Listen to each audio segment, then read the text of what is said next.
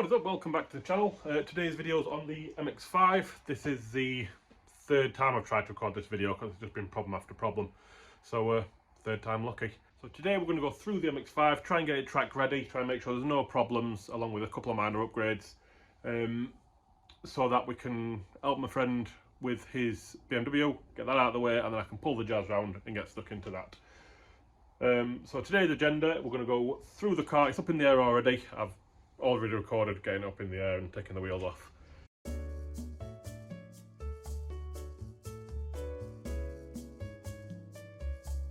the car's in the air. We're going to check through the wheels and tyres. We're going to check through the suspension, and we've got a couple of small updates as well. Upgrades, sorry. Braided brake lines to install. Put some decent fluid in it. Obviously bolt and condition check. Wheels and tyres I just mentioned. This video is going to be a bit of a mix. It's going to be a brake line install and also track prep. So we'll get started with the track prep stuff, and then I'll get into the install because there's been a couple of hiccups there. So track prep, where do we start? Seeing as the wheels and tyres are off, and I've got my spare wheels and tyres here, we'll start with these. So these are my wheels that come with the car. There's some stock wheels here, can't see, with some NS2Rs on. These are 17 by 7, and as you can see, they've got a nice square sidewall to them. 205 45s. These are 17 by 7.5, so they're a little bit wider, and you get a little bit of stretch on the tyre. Again, 205 45s. But in checking your wheels and tyres, you want to make sure your wheels are square. And by square, I mean they've got no dents or lips. Everything looks like it's running true. No cracks, obviously. You don't want cracks on your track wheels, or road wheels for that matter. And make sure there's no obvious defects, which these wheels are all ace. Tyres, you want to make sure they've got plenty of tread, which we have.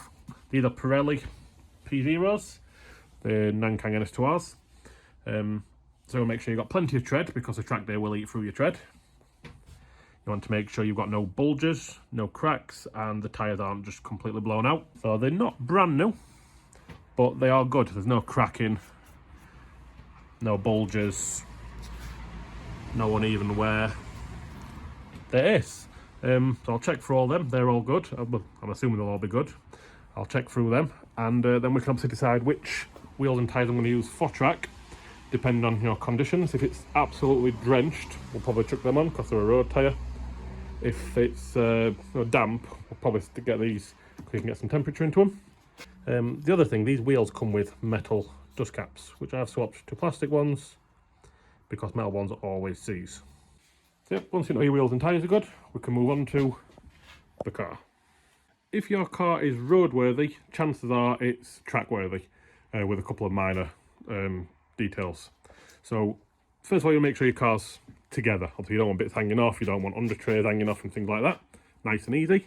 Make sure your bumpers are all secure. It's a common one, especially on older cars, it's cable tied on and snap off and stuff. And make sure we've got no leaks, because you don't want to be dropping fluid or anything on the floor. This car's ace, no leaks, nothing to worry about at all. It's all secure, it's all solid. There is one minor rust hole in that sill, I think it's that one. But it's like halfway down the sill, it's not near anything, and the metal around it's solid. So again, nothing to worry about. We'll get that sorted at some point in the next year or two. Once you know your body's all good, there's nothing hanging off, nothing's not where it's supposed to be, which all is good. You don't want blows on your exhaust, because you don't want it to blow exhaust gases all into the bay and around you, into the cabin and around you. Then you can get on to the mechanicals.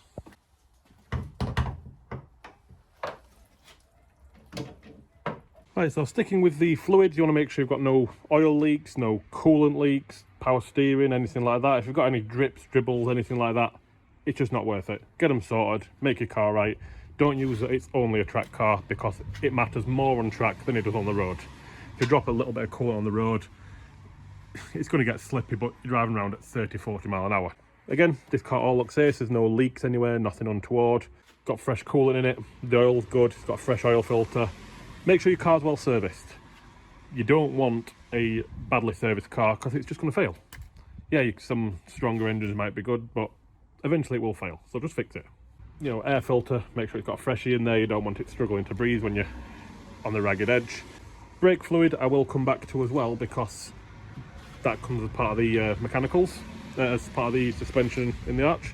But the engine bay, fairly simple. Your belt as well, make sure your belt's good, which on this you can't see very well, but I have checked it and it's a newish belt. I'm going to order one as a spare anyway, but very good. Moving into the arches, we'll start with the rear. Sticking with the fluids, obviously this has got a rear differential. Make sure you've got no leaks, nothing untoward there. Again, this car's ace. It's had a diff seal in it before I bought it, and it's all dry and lovely. Suspension, obviously this is on the upgraded shocks with H&R springs, and they all look good. No excessive corrosion, no leaks, no misting, anything like that. That's all good. And of course this car has been polybushed. I know lighting's not great, but this has got poly bushes, and all the bushes are mint, no problems at all. Ball joints, obviously these should be good with no excessive play and no rips in the boots. It's fairly simple to check things like this, so it's worth doing. It's not a problem. Moving on to the brakes, make sure you've got a bit of life left in your discs. Rears aren't as important, but still make sure you've got some, and some life in your pads. Again, rear pads aren't as important, especially at these sort of speeds with an MX5, with a stock MX5. But it's worth having a decent amount of meat on the pads, which we have got, and maybe upgrade them to something a bit more spicy if you're doing so along with the fronts. Moving on to the fronts again, checking the suspension. There's no excessive play, no misting. The only that's a problem here is my boot for my suspension has deteriorated, so it could do with a fresh boot on it. Bushes, again, it's all polybushed, no problems. Check your steering components. Again, on this car it's all good, just give me a little shake with a bar or something. Brake lines, again I'll come back to these in a second because that's going to be part of my upgrades, and I'll explain why. Disc and pads, again, make sure you've got plenty on your discs. These have, and it's worth running upgraded pads. You can run cheap auto parts store pads, but they'll wear out faster and you just spend more time changing pads, so it's worth running something a bit more spicy. This has got Roderson's pads in it, which I'm eager to try. I have got some PBSs in the garage as well, but we'll leave these on. They've got plenty of meat left on them, so worst case scenario, I'll get a day out of them, and if they're no good, I'll upgrade to the PBSs. And if they're absolutely garbage, I can chuck some PBS in the dinner break. One thing I have noticed in this car, the dust shields are very flimsy. They're very rusty. Could do with getting some more, or maybe get some upgraded ones with a duct in it to go for some brake cooling maybe. We'll see. But yeah, everything here looks good. Let's go on to the brake lines. These are semi-loose, and the other side of the car actually has a braided line installed, because when I first started recording this video, I did the other side, recorded it, had a few problems, and then found out they were all seized. On this one, that one, the other side were okay, but they were all seized, so I've been dousing them in penetrating fluid for the last couple of days, and bought some proper flare spanners so we can get them undone. But we will be upgrading to braided lines. They're not known to fail, but I've had a couple fail on me on previous cars, and it's terrifying, so we will be upgrading. Nice and simple upgrade, providing you don't have to battle with rust. This is the other side as mentioned, in a braided line. Had to make a little bracket up, which I'll show you a close-up of. It's just an aluminium strip, the original bolt there, a little riv nut on the bottom of it, with a little M6 bolt. That bolts up to the factory location there, and the back of the caliper there, as you can see, it's tilted away slightly because on full left lock this way, the disc got very close to it. Because of this, the orientation wasn't great, so I just angled it away slightly, as you can see there. And we'll be doing this to the same to the other side, and then obviously we'll do the rears as well. In the arch, something else to be wary of, and just keep an eye on, wheel bearings. Obviously they want to spin freely, and you don't want to play in it. So when the wheel's back on, just give the wheel a shake, see if anything seems like it shouldn't be moving. There shouldn't be any movement side to side, up and down, anything like that. Obviously that doesn't necessarily mean it's a wheel bearing. It could be one of the bushes or ball joints, but it is something to be wary of, keep an eye on, and make sure we're in good working nick. While we're on the subject of brakes, brake fluid. If you're only going to do basic track mods, one of the track mods I would say you've got to do 100% brakes, make sure they're all up to scratch, and fluid. You don't have to run anything too fancy. All I run, if we go back to the back of the garage, is this stuff. ATE Type 200. It used to be blue, you call it super blue, but it's not anymore. But it works, it's good, it's cheap. I ain't got enough there, I've ordered some more, but it's not coming in time. All we do is when we fit the lines, we'll bleed it through and put fresh fluid through the full car, because I don't know the last time it was changed. While we're in the bay, something else to check is your hoses. Obviously this is a power steering return hose, so it's not essential, but you still don't want cracks, you don't want any leaks. That hose looks good. We've got all these coolant hoses back here, check them. The radiator hoses on this car are hidden away down in the bay because the radiator's right down there. But what we can do is remove the airbox and give them a check. But yeah, make sure they're all good. Everything looks good on this car, but we will give it more extensive look over. It's pretty much as simple as that. Obviously, while you're in the arch, just give it a quick bolt check, make sure everything's tight and that. And that's pretty much where track prep ends. Obviously, ergonomics of the car, you want them to be right. You want to make sure that you fit in the car, you can reach all the controls, the seat belts are secure. Ideally, you'd want a roll cage and harnesses and a racing seat, but beggars can't be choosers, so this is what we're working with. I have got some upgrade mods planned for this car, but we'll not get into them just yet. But yeah, other than that, you just want to make sure it's all driving and working okay. So make sure your handbrake works, it goes in every gear. You know, it's not misfiring. If you've got a car that doesn't run right, it's just going to make the day less fun. It's as simple as that, and that's where we're going to end track prep. The next part of this video will be a brake line install. As mentioned, this one's already done, so all I'm going to do is repeat it on the other side and show you what I did, and start on the rears. Right, so we're in the arch. I've got some protective rags and cardboard down to try and protect stuff from brake fluid because it is very corrosive. Fairly simple. You've got a union here which connects it to the hard lines of the car. I've got a bolt here which I've already loosened off. That's just a bracket, no actual fluid will come out there. And then behind here, which you can't see very well, but there, this one here, you've got a connection onto the back of the caliper. What I've done and what I would recommend anybody else would do is douse everything in some kind of penetrative fluid. I use GT85. I've done it daily for the last week after the issues I had with the other side and whatnot. And get yourself some proper brake flare spanners. Just got a little open end here, 6 sided, not 12 points, so that you get a better grip on it. You just put it over the line, slide it down onto that, and they'll come off.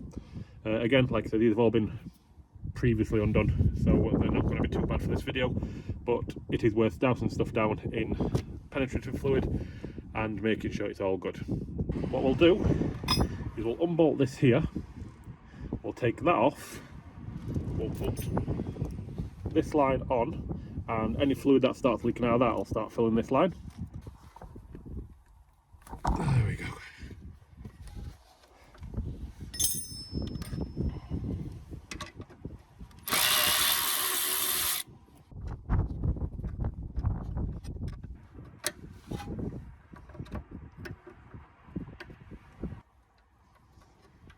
There we go.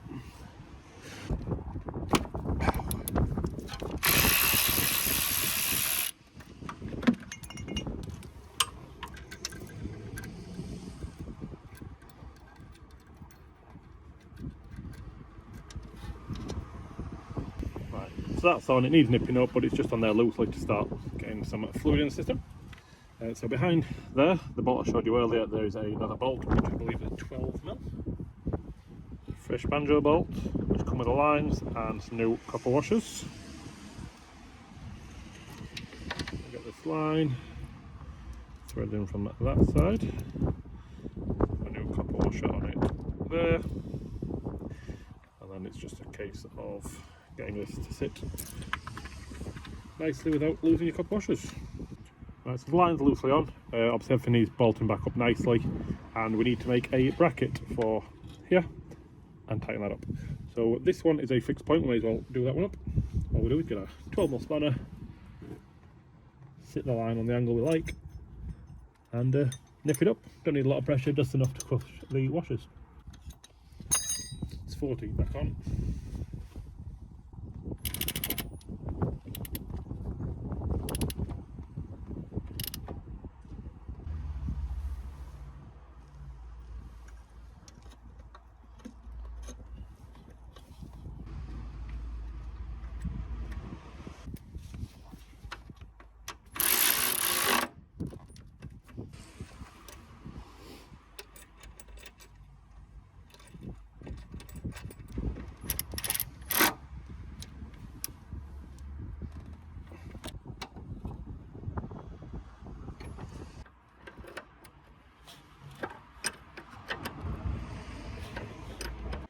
Right, so all I've made, a little aluminium bracket with a M6 riv nut in it, a little M6 flange bolt and a P-clip, which will replicate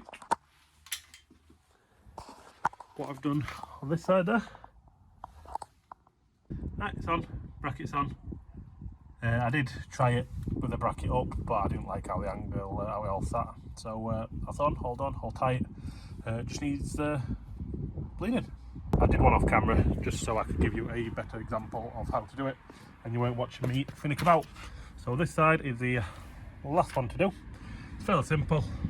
You've got the union there, you've got the bolt onto the caliper there, and then here you've got a little C-clip which I'll go through now.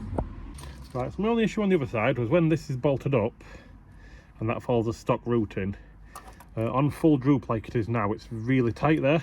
This line is actually about a ½ inch or so shorter, so it doesn't really like it. So I'm going to try routing it over and see if I like that any better.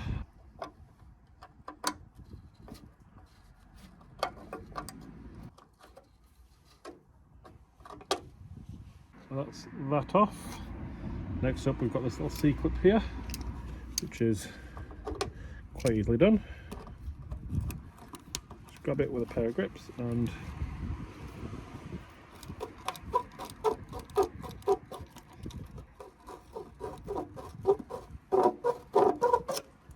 go off.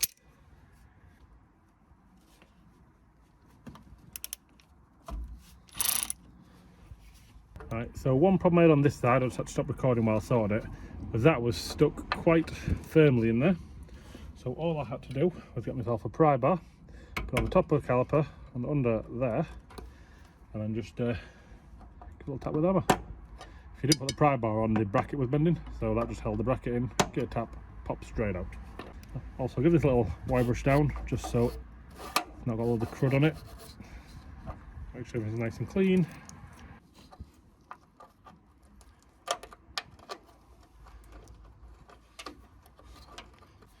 So that's in it loosely. Get yourself your little clip, just make sure it's clean. And there's a little groove there, so all you do is push that up until you can see that groove, which you can just see.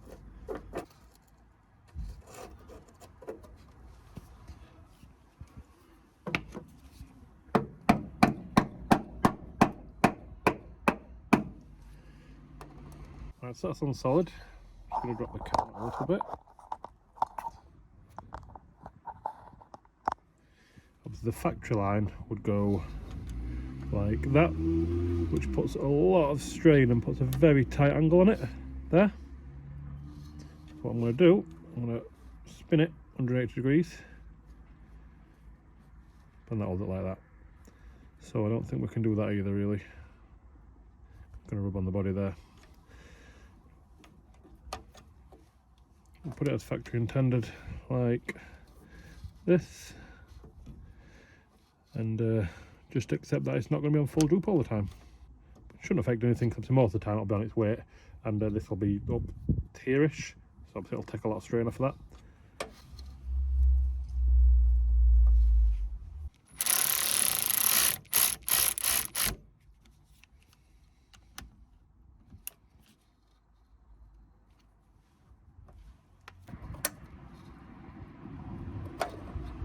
And with that, it's done.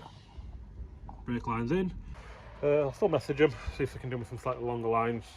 Only needs ½ inch, an inch tops. But yeah, nice easy install.